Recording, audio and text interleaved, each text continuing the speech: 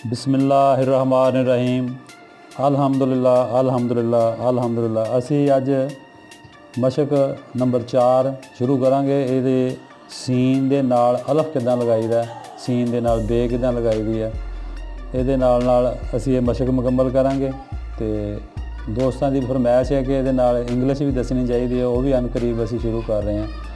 वह भी इंशाअल्लाह अच्छा रिजल्ट आएगा। कोशिश करांगे अच्छे तरीके नाल समझाउण दी। अल्हम्दुलिल्लाह।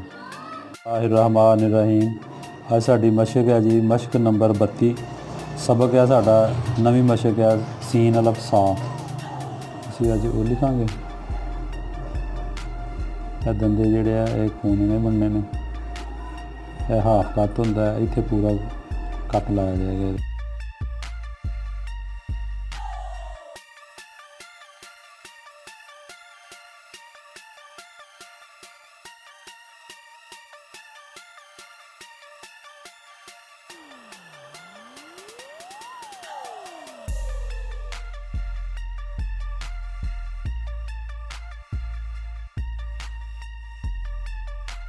है इत्थों चैक करना हो एक पॉइंट होंदा है, इदां चैक करना हो कि ऊंचाई कितनी है। यदा उपर का हिस्सा होगा, यदा नीचे का होगा।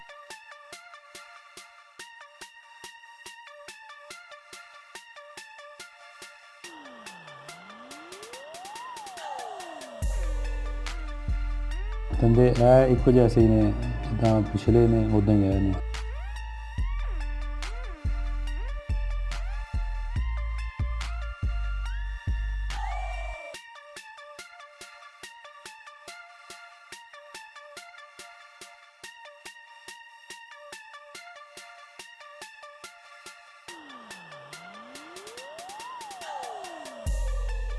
नुकता जोड़ा असी बनावांगे, यदा भी यह तरीकाकार होंदा कि जोड़ा उपर का हिस्सा है ये बराबर होना चाहिए।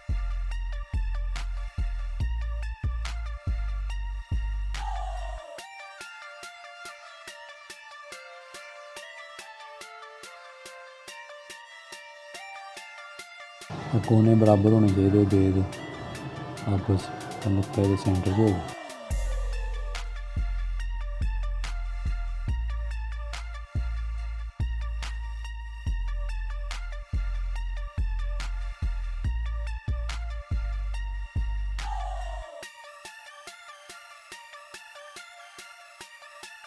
इतों अगर चैक करिए यह एक पॉइंट का होना चाहिए।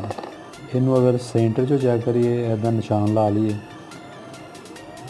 तो इतों जोड़ा होंदा है 1.5 पॉइंट सवा पॉइंट का होना चाहिए। अंदर का पेट जोड़ा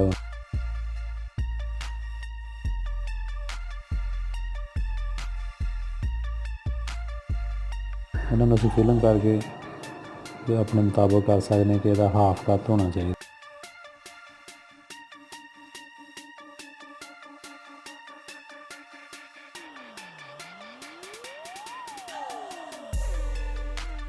यह सी साडी अज दी मशक सा सब वाली।